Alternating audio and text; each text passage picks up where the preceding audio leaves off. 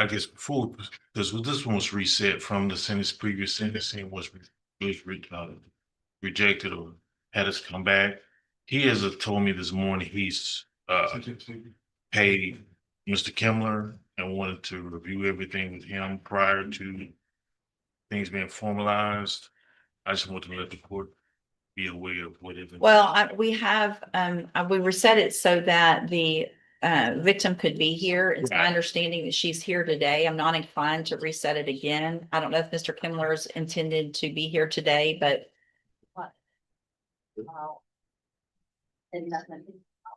he hasn't filed anything with the court. Is this a consultation for Thursday? Because No, we're going forward today. We're gonna go forward. So obviously your case has been pending for some time. Mr. Lewis worked out a probation deal for you. I just want, before we go forward with that, I wanted to reset the case so that I could hear from Ms. Munoz with regard to some of those allegations about contact. So this is 25 DCCR 1836. We were previously here. Mr. Segrist entered a plea of guilty to the second-degree felony offense of burglary of a habitation. The agreement was for 10 years in prison that was to be probated for 5 years with a $500 fine, conditions that would go along with that. And we've already been here on sentencing once. You guys both have had an opportunity to review the pre-sentence report. Any other additions, corrections to that report? Not from the state, not from the defense judge. Now, other than the issue with regard to some of that contact allegations, is there any reason not to go forward? Anything else? Noted. All right, so if you'll get Ms. Munoz, you can question her. Stand right over here. There you go. Right up No, right here. Just, You can just come just right stay here. right here. Good morning. Would you please raise your right hand? Do you swear or affirm the testimony you're going to give in this hearing will be the truth, the whole truth, and nothing but the truth? Yes. Thank you, ma'am. You can put your hand down. Mr. Smith? Okay, would you state your name for the record and spell your name for the court? Carla Gisela Munoz, Perla Gisela Munoz, Munoz. And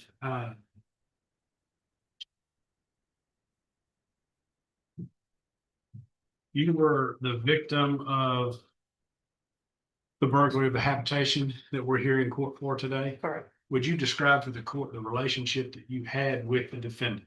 It's my children's mother, ex-boyfriend, How long were y'all together? 15 years, maybe 14, 15 years. How long before this did y'all break up? It's always on and off. It's never really just an on and off thing. As far as intimate relationship, Correct. do you plan on staying with this defendant? No. When's the last time you were with this defendant? The last time I seen him, communicated with him. Sir, don't talk. It was on his birthday on December 13th, 2025 was the last time I hung out with him. And you came to our office and you spoke to me and Ms. Gidry before this case played. Is that correct? I don't recall. You don't remember coming into the office I and remember meeting? coming in, I don't know if it was before or after. I remember I spoke with y'all. Okay. And then you remember being contacted by the probation department when they were preparing Yes. the report for this case? Yes.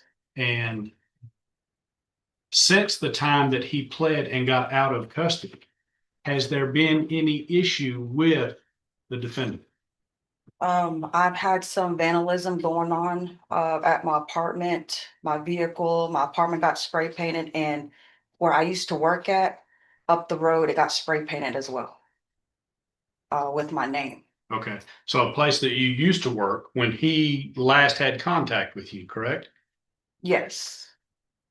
So the place that you used to work, the apartment that you live in, and your vehicle, Has been vandalized since. would you describe that vandalism for the court? So I have like 2 X's on my apartment right next to my door. I had 2 X's on my vehicle.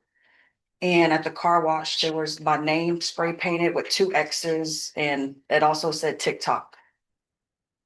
With a rose or a flower right next to it.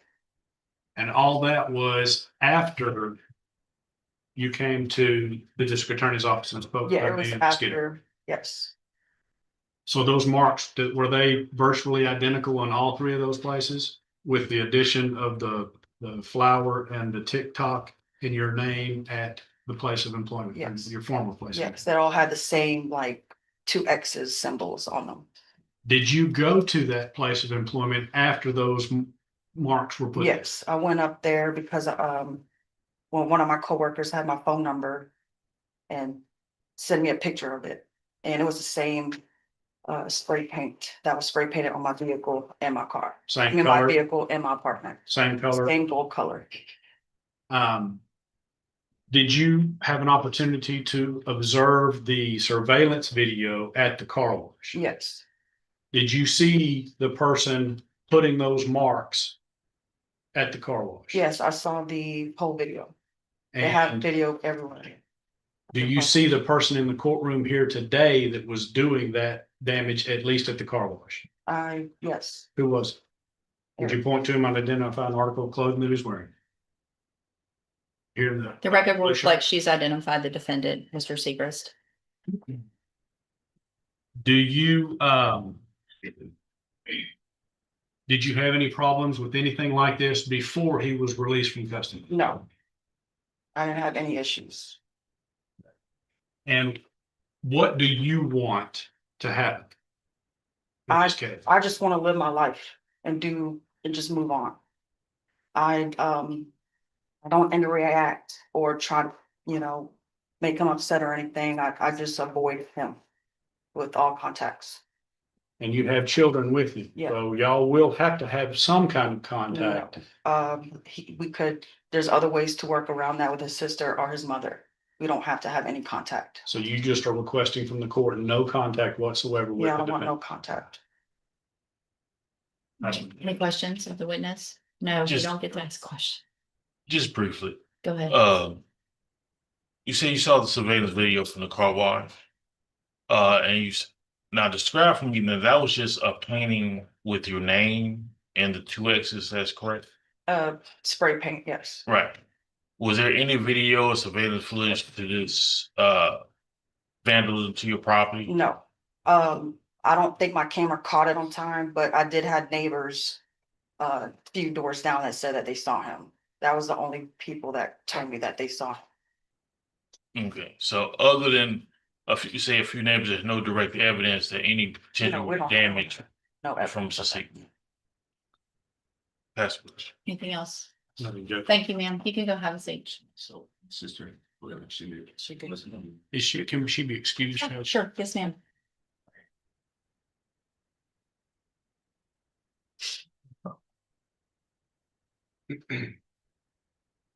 All right.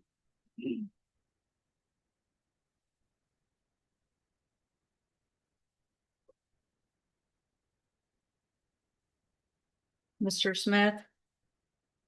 Thoughts? Judge,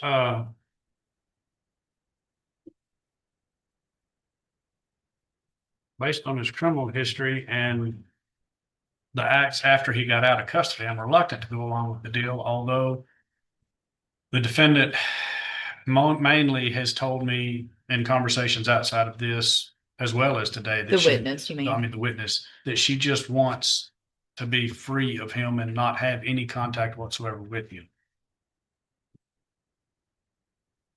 Mr. Lewis?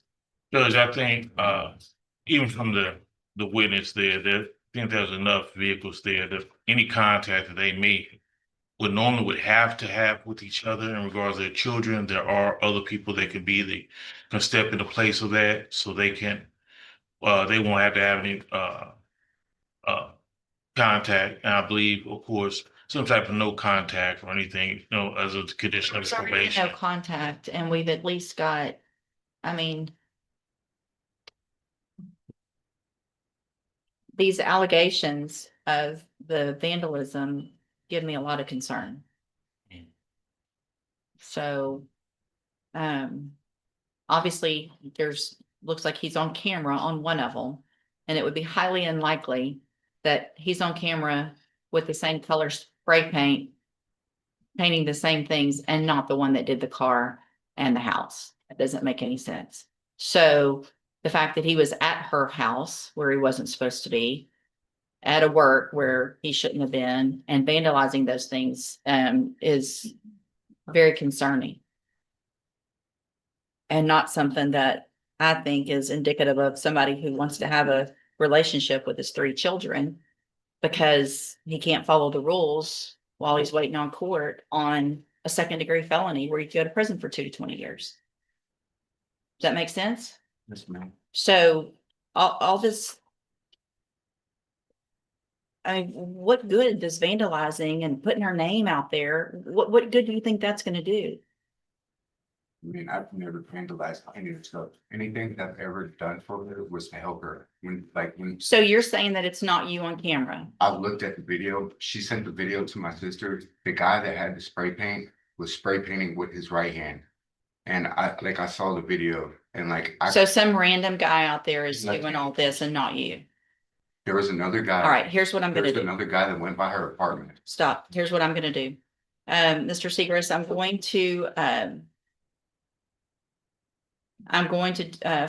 gonna follow the agreement, but I am going to order a condition so that we can have hopefully some better thinking processes going on, at some point. So what I'm gonna do, Mr. Segrist, today is find that you entered your plea of guilty freely and voluntarily. Find sufficient evidence to find you guilty, and at this time, follow the agreement and find you guilty of burglary of a habitation. Sentence you to a term of 10 years in prison, but probate that, you'll be on probation for 5. You're ordered to pay the $500 fine, and you're ordered to follow all of the conditions of probation. One of those is that you are going to enter and successfully complete the cognitive track of the ISF program.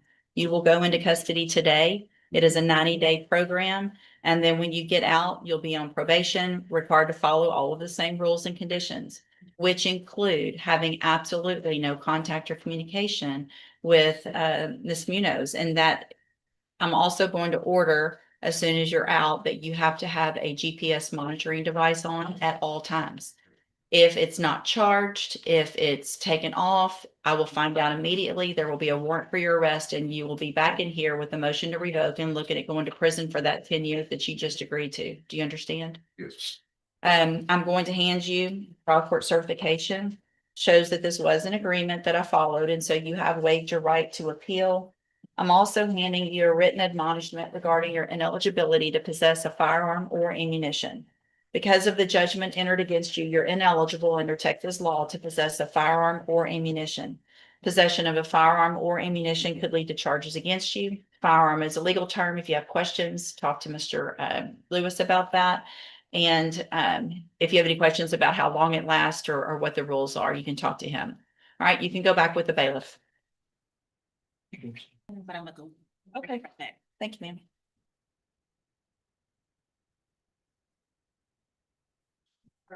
Good morning, ma'am. Are you LaCaria Kirkwood? And will your client waive the formal reading of the indictment? Yes, Your Honor.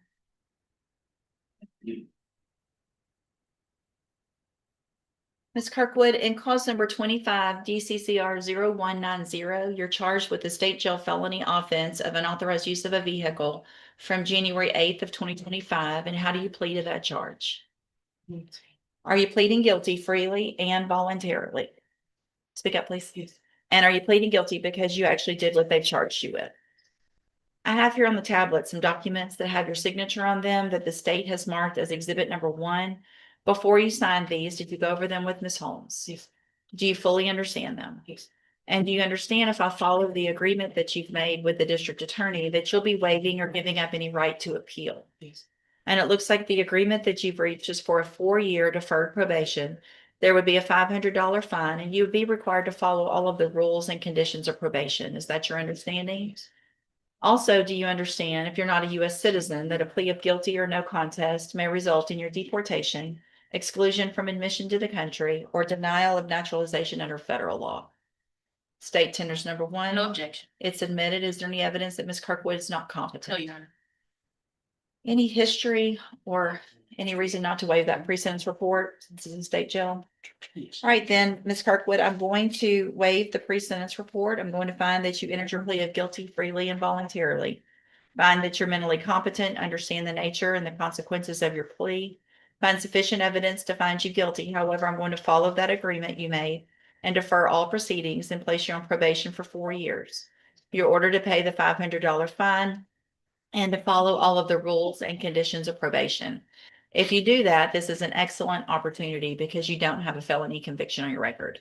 And at the end of that probation period, if you successfully complete it, the case is actually dismissed and you'll never have a felony conviction. The other side of that is if you violate any condition of your probation, you could be brought back into court, found guilty. So you would have the felony conviction and you could be sent to the state jail for up to 2 years. Do you understand? I'm going to hand you the trial court certification that shows this was an agreement that I followed. And so you've waived your right to appeal. Also, Ms. Kirkwood, especially on a state jail felony, if you do everything you're supposed to up front on that probation, get some community service hours done, make sure your fees are all paid up, there's no reason for you not to get off early. So it'll be up to you. You have to do it all right, but there's no reason for you to even have to do that whole 4 years if you get everything taken care of early, okay? You need to have a seat here in the courtroom. Probation's going to call you up to her desk when she's ready to go over your paperwork. She's at that desk right over there. So listen for her to call your name, okay? Good luck to you, ma'am. And so that's obviously great, Mr. Barlow. I'm going to again reset your case for sentencing. Stop and talk to probation on your way out of the courtroom today to make sure she doesn't need anything from you, and then we'll come back later for sentencing. All right, ready to go, sir. You're Charles Beard. Yes, ma'am. And Mr. Beard, did you get a lawyer hired?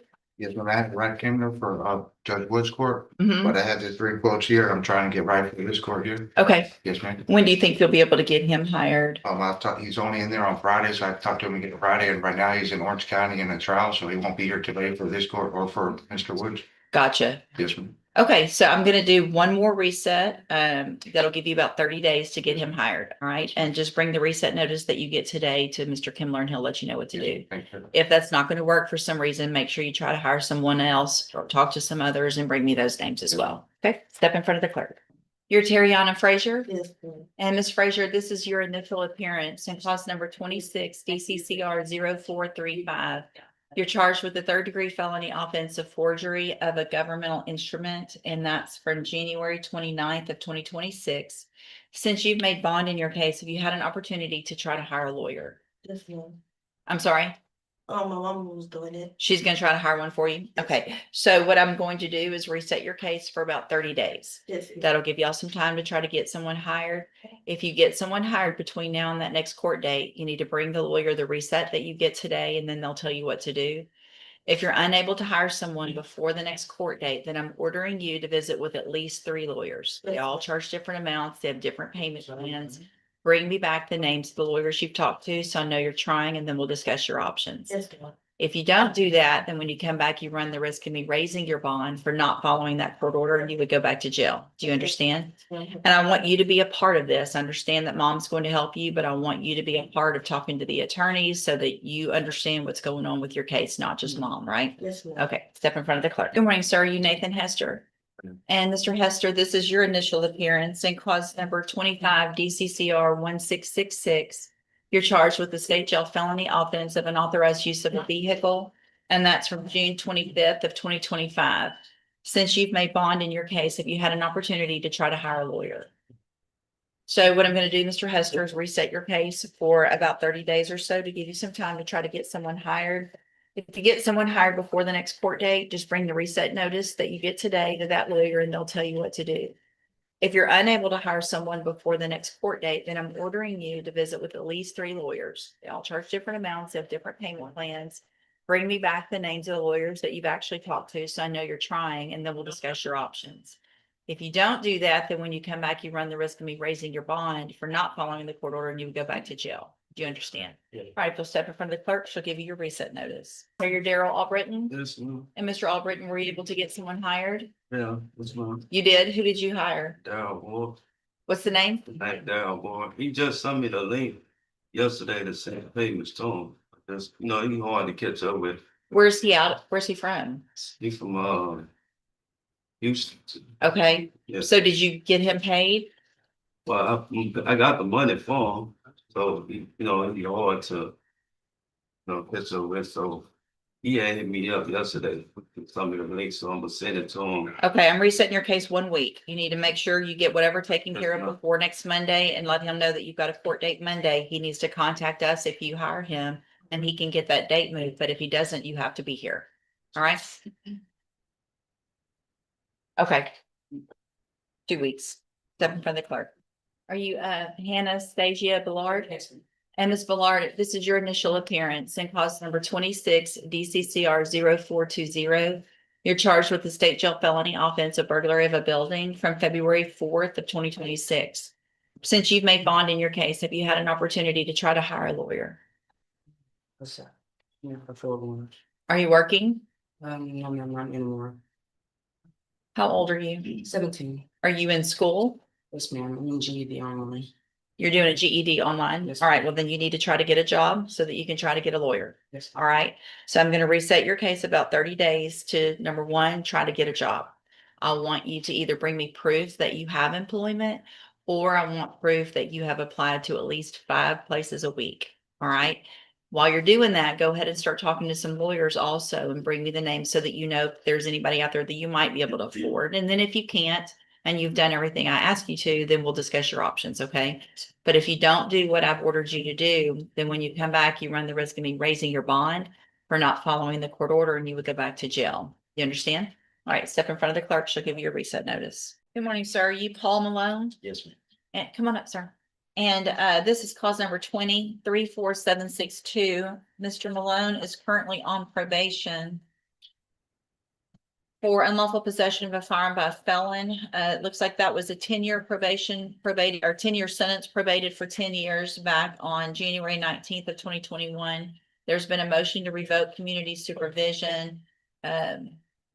What is the announcement? Your Honor, I filed. Oh, I'm sorry, you're here for a bond.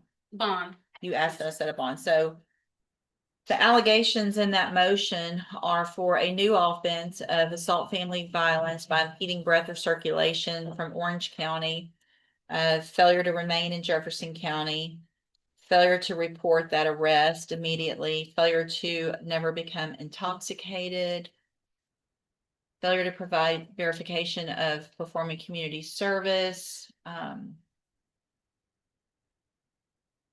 looks like violated terms of curfew by not being at his house after curfew, behind in fees, and being on the premises of a place in Bridge City that he was ordered not to be on. So there's this is a straight probation. So Ms. Holmes has filed a motion asking that I set a bond. You may proceed. Yes, Your Honor. In regards to the allegation of the assault family violence, the alleged complainant calls me every day.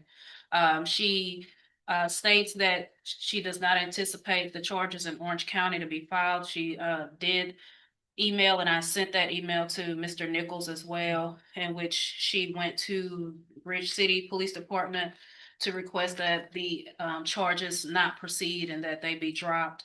And she has relayed that to me in regards to that case and her not wanting to move forward with any type of prosecution on the violation of the assault family violence case.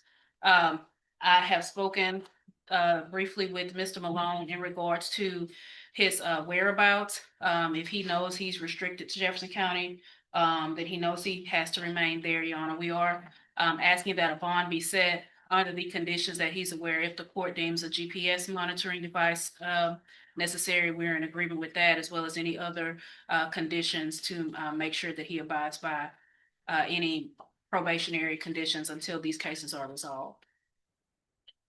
Miss I'm French? looking at Mr. Nichols' note, and a GPS and a SCRAM device is recommended if the court reduces that bond. And it appears there are several other items that need to be addressed at a hearing on a motion to revoke. But we do have a copy of that email that Ms. Holmes forwarded to Mr. Nichols, and it does appear as though she has gone to the other agency and recanted on those allegations.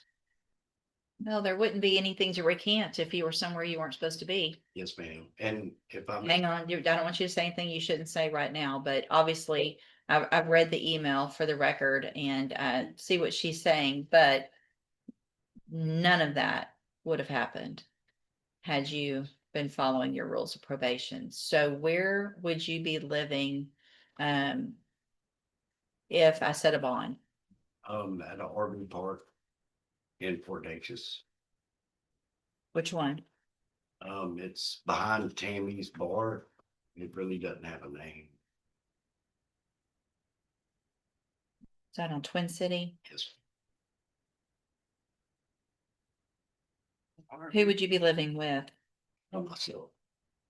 You own a RV or you would be renting one? Yes, ma'am.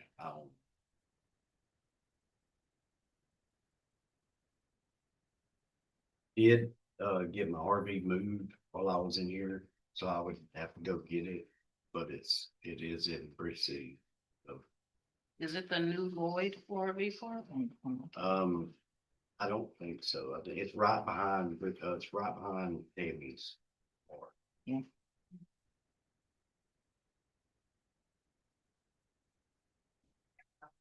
That's the only one I'm seeing.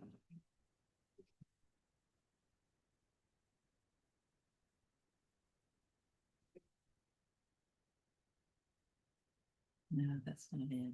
That's not. That's the one that shows up when I look, but that's not where that is. Let me look, let's see. What is Tammy's? Is that a? It's a bar. Oh.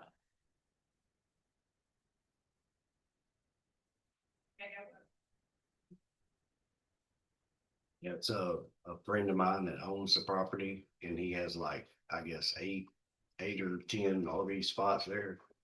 It's not even an address. I can't get mail there or anything like that. Well, I have to have at least an address. Well, let me do this. What's the address of Tammy's?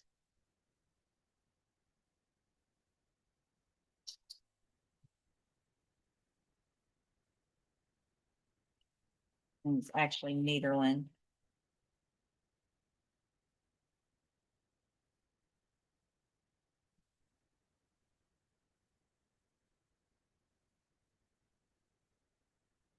Tammy's is at 108.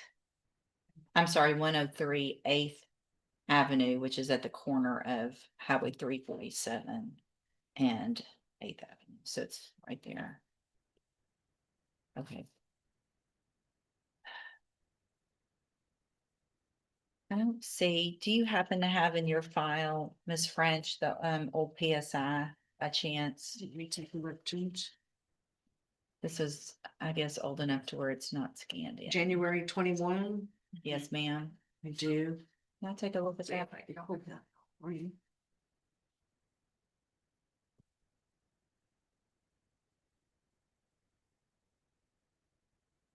Thank you, ma'am. I may have given you something else by mistake there. Thank you.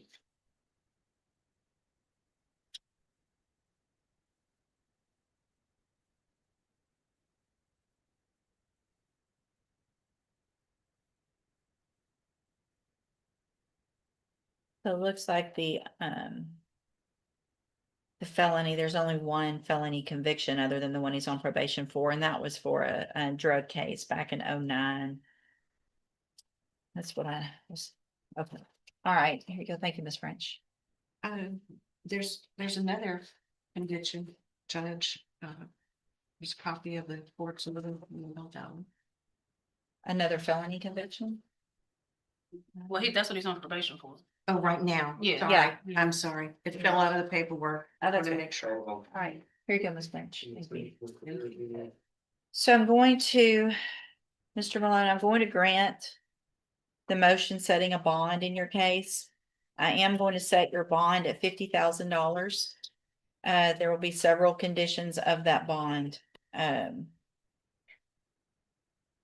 One will be that you have absolutely no contact and no communication with Kristen Proctor. She cannot give you permission to violate that. So she can't say, well, it's fine with me, come over, it's okay. You're violating court order, you'll be back in jail and you will not have a bond, you understand? Yes, ma'am. That also means communication, not just in person, but it means sending messages or anything like that. None, zero. I am also going to order that you have a GPS monitoring device on at all times, that you remain in Jefferson County, Texas, that you reside at, as close as I can get an address, it would be the RV park at the corner of Highway 347 and 8th Avenue in Nederland, Texas. If you cannot move from there without permission or letting us know, you're still on probation. You've got to report to probation. They need to know exactly where you're living and all of that. If you have, where is the RV? Is it at her house? Yes, Okay, yeah, cause when I got put in jail, I didn't think I was gonna be able to get out, so I didn't wanna pay another month, so I got a friend to bring it there. so that friend needs to bring it back, not you. Okay. You cannot go get it yourself. All right, so somebody else has to go get it, get it to that RV park. And you're not to have anything to do with that, because you would be in violation by number one, being at that house, number one, two, being around her, and being out of Jefferson County, and I'm not giving you permission to do that. Okay? Obviously, if you're not supposed to be out of Jefferson County, you're obviously not supposed to also be anywhere near 253 Kibbe Avenue, okay, in Bridge City, Texas. Anything else with regard to the bond? No, you're. All right, GPS. Okay, you can go back with the bailiff. We'll set your case for an announcement. 21, y'all can come up here. 21-36585. Sir, you Mark Phillips? Yes. And looks like Mr. Phillips is on probation for the 3rd-degree felony offense of unlawful possession of a firearm by felon. And that was a 5-year adjudicated probation. Motion to revoke was filed. And we were here previously. It looks like Mr. Phillips pled true to counts. Let me get that pulled up to make sure.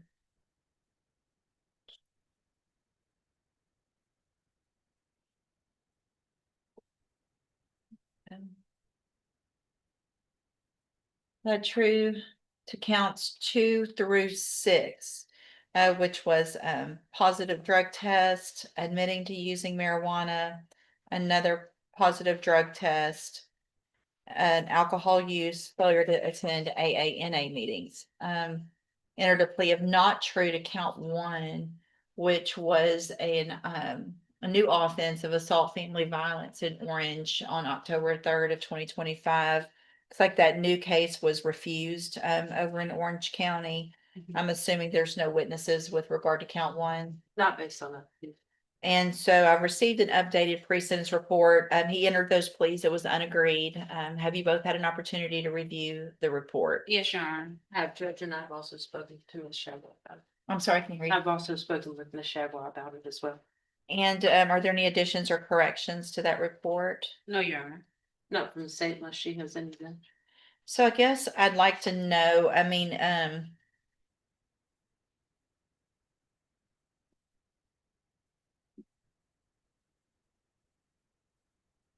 looks like Mr.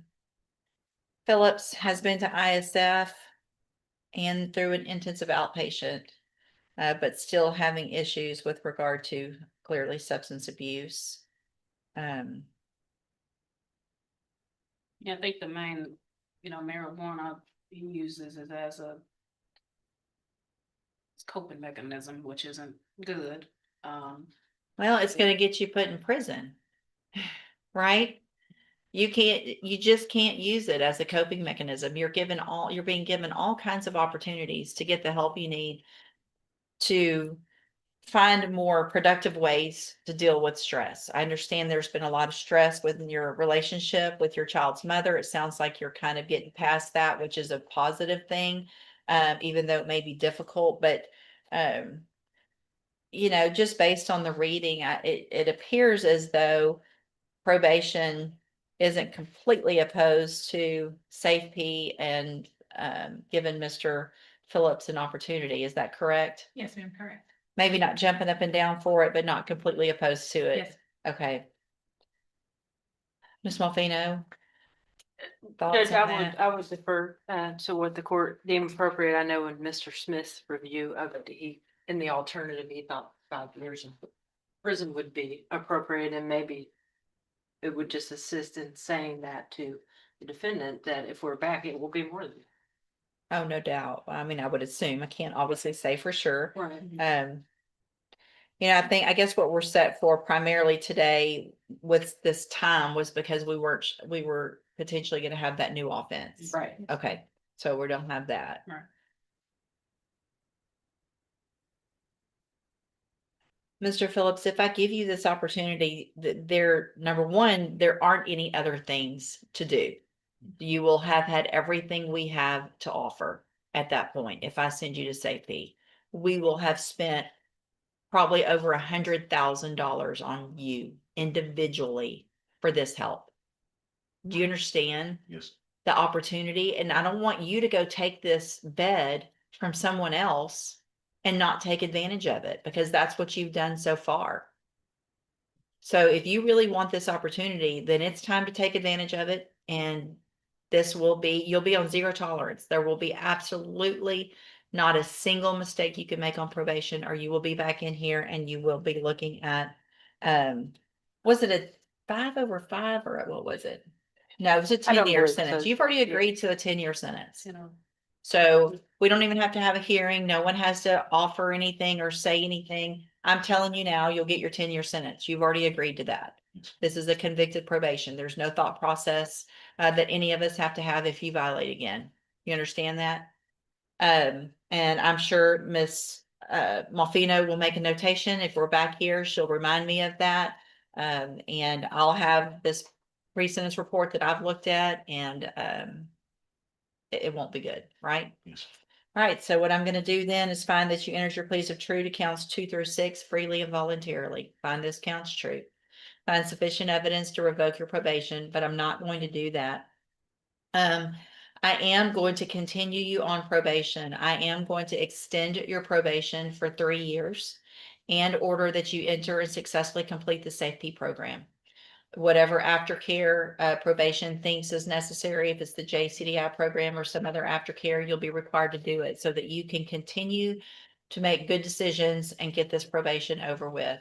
Again, if you do that, then your case here in court's over. You'll get to serve that 10-year sentence while you're out on probation. If you don't, you will be again on the zero tolerance. And that means if you violate, you'll be back in here and you'll be looking at that 10-year sentence, right?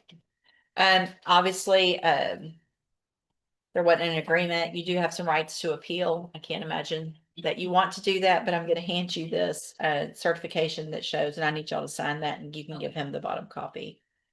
Thank you for being here, and thanks for covering. Yep. Go. I'll get these orders and I'll let you know. Also, and I don't know, I know there was some issues when I read this with the self-medication with maybe some mental health issues. I don't know if there's enough for him to, We didn't have any proper, like actual diagnosis. It was just more from conversations. so I don't know if we want to do an evaluation just to make sure that special needs safety wouldn't be more appropriate. It may not be, but if y'all can just look into that, Okay. but one or the other. Thank you, ma'am. All right, thank And I'll y'all. get that order. I'll get him to sign it and I'll think it's over. Thank you, ma'am. Thank you. Salinas, it's my understanding that you're going to translate for Mr. Rodriguez for this hearing. Is that correct? Right. Right, sir, are you Carlos Rodriguez? Yeah, let's go. See. Yes, Your Honor. Let's put it in this video.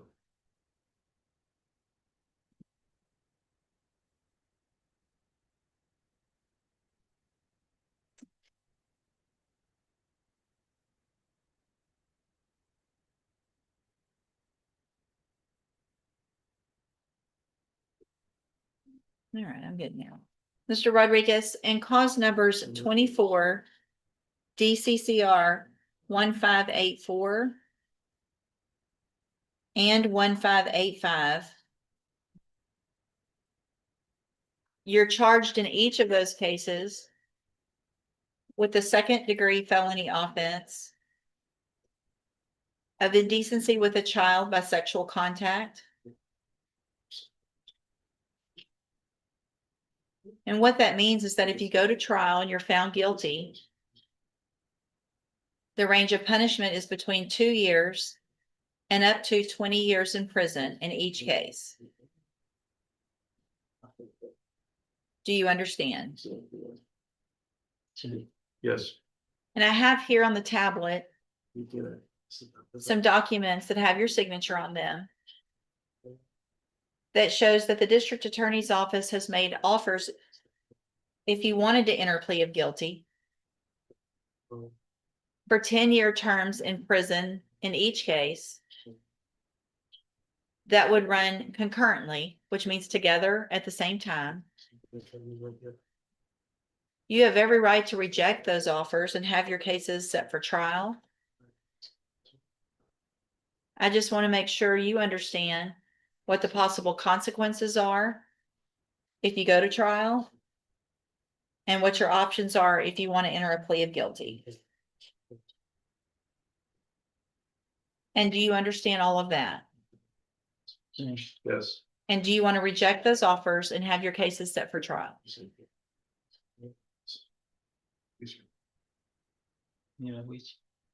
Go to trial. Okay, we'll get your cases set on the trial docket and Mr. Salinas will begin preparation for trial.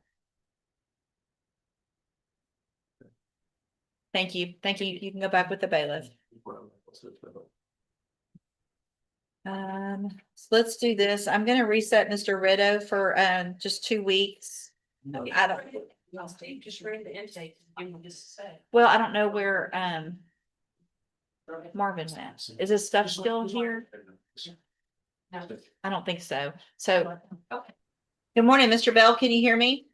Yeah, I can hear you. Yeah, good. Okay, so I can hear you too. So I just wanted to, you can see here in the courtroom, Mr. Parker, your attorney's here.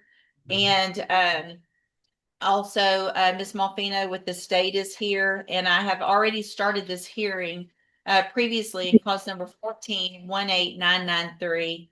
Mr. Bell was found not guilty by reason of insanity quite some time ago for the offense of aggravated assault against a public servant. Has been in the Russ State Hospital, and I have received requests and information that a step down type facility would be in Mr. Bell's best interest at this time. And so, Mr. Bell, I just wanted to talk to you a little bit real quick. I went and looked at the house where you would potentially be going if I allow this. And I really wanted to ask you a little bit about what you have discussed with the social workers there and what your expectations are if you go. Do you know anything about the place where you're going? Similar to a boarding home, I'm a halfway house, like community care home, something like that. But it's a group home. Right. So it's actually, yeah, and it's very, very nice home. And there would only be, I think, maximum of 2, maybe 3 of you there. So it's not a big group home. It's just a regular house in a neighborhood. And so the most important thing to me, Mr. Bell, is that you continue with your medication. Do you understand the importance of that? Yeah, if I take my medication, I do a whole lot better than trying to go without it. Right. So if I let you go live at this house, I want to make sure you understand that if you miss your medication, even just one time, there's going to be someone there always, and they'll make sure you take your medicine. And if you don't take your medicine, either refuse to or skip it for any reason, then they'll let me know that, and there'll be an order sent out, a warrant for you, and you'll be right back in jail and probably right back in Rusk. You understand that, how important it is? I understand that. Okay. Also, obviously there's rules there, just like you've been following at Rusk, and you would be required to follow those. You understand that as well? Yeah. And do you have family here in the county? Something I like in Beaumont. Yeah, you have a sister around here? But my second to the oldest sister lives in Beaumont in a brand new house. My little brother stay in an apartment. The baby of the family, John Glenn. He live in Beaumont. So it would be nice if you would be able to see them. They could come see you. I do want to make sure you understand, though, that you couldn't go stay with them unless you had permission. You have to stay and live in the house, and you have curfews and things like that. You understand? You're okay with that? Okay. All right. Is there anything you can ask Ms. Malfino or Mr. Parker? I don't think so, Judge. All right, so I think, Mr. Bell, what I'm gonna do, I've only done this a couple of times, and you probably even know the ones that I have done this with there at Rusk and let out, and they ended up right back there a few years back. And so you probably know who I'm talking about. I don't want that to happen with you. I think it sounds like you're a great candidate for this type of home, and so I'm going to allow it. And so I just want to make sure you and I had this conversation, that you know that you have to follow every single rule exactly like they say, okay? Okay. And this will give you a little more freedom to be here locally where you can see family and things like that as well. All right? All right. So we'll get the paperwork done. I don't know exactly when all of it will take place, but it'll happen very soon. I am going to find at this time that treatment is still required, but that a lesser restrictive environment is appropriate. And I will set out an order with all of those rules with regard to medication and things like that for you to follow. And as soon as all that's done, they'll work out getting you transferred here. Okay? Yeah. You good? Okay. All right. Sounds good. Y'all take care. Take care too. Thank you.